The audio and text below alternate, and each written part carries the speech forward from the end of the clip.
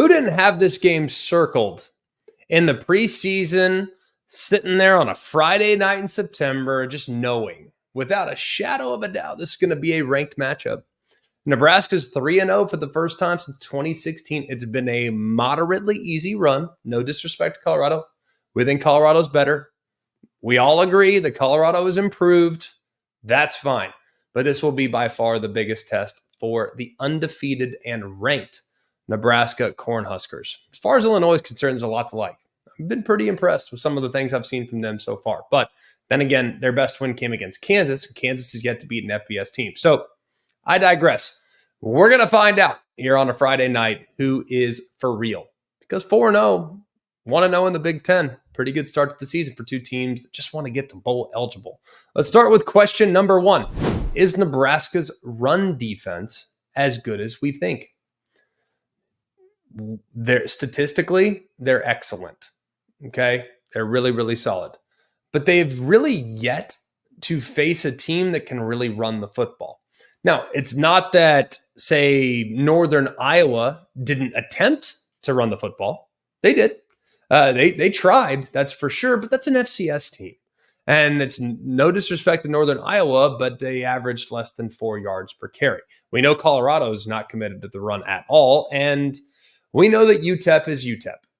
So is Nebraska a team that is really, really good against the run, or is it simply because of the teams they've played up to this point? And this is a question that we'll ask kind of throughout the show today, because when you get into conference play, we don't really know. Like, I think you might be good. I think you are better. Maybe you're great. Maybe you're elite.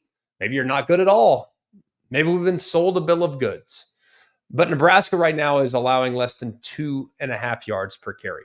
And nearly 1 out of 3 of opponents' carries are lost yardage plays or dropped for no gain, which is top 15 in the sport.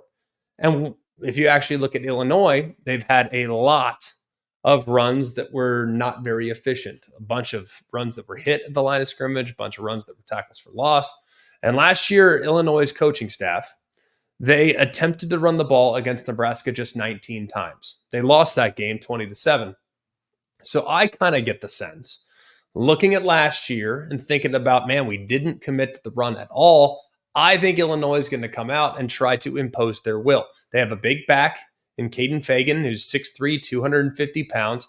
And I would anticipate that Nebraska is going to sell it against the run. And then, boom, Illinois hits you with that play action, because about half or almost half of their dropbacks are off play action this year. That's first in the Big Ten. So they're a team that is committed to the run, and I'm going to find out. We're going to find out quickly. Is Nebraska's run defense as good as we think? That's question 1. Question 2, who wins the turnover battle?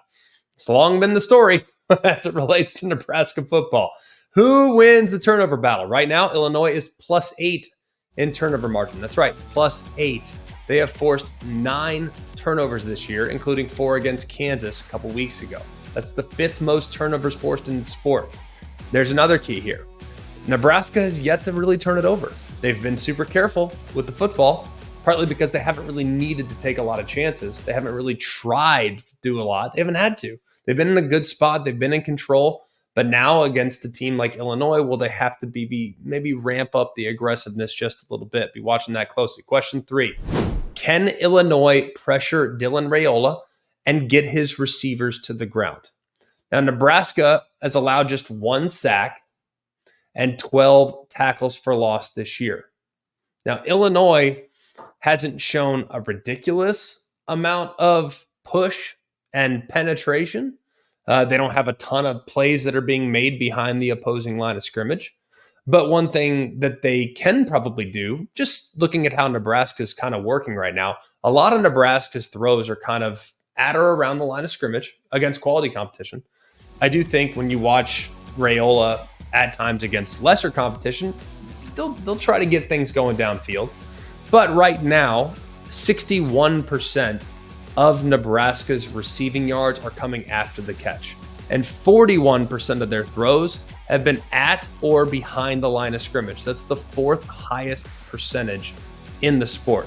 Now, Illinois plays a bunch of man coverage, so the separation will be a lot less than what we've seen so far. but it's going to be huge for Illinois to tackle in the open field because the receivers are pretty good after the catch. Question number 4. Can Nebraska pressure without blitzing? They don't blitz very much.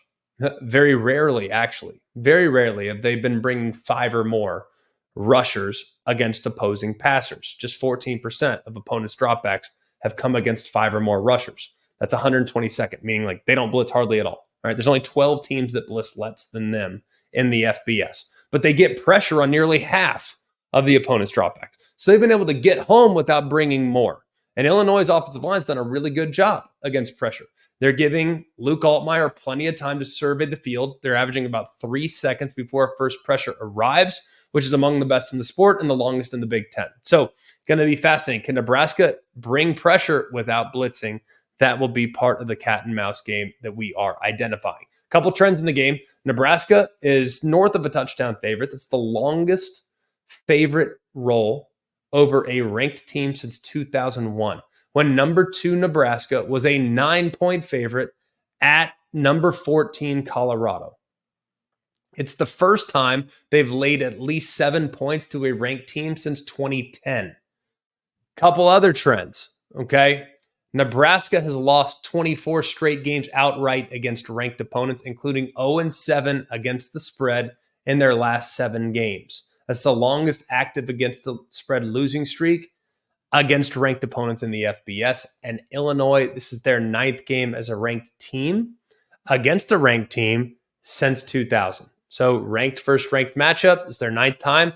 The over is hit in all 8 games in which Illinois has been involved in ranked versus ranked matchups. Fascinating game. I really like this game a lot. I like Nebraska to get things taken care of, but I do think it's going to be tough, and then ultimately they pull away. At this point, I'm not 100% sold right now on Illinois' ability to run the football, which is why I think their one-dimensional nature is going to be difficult for them to get a lot of offense going against Nebraska, who I think is legit on defense.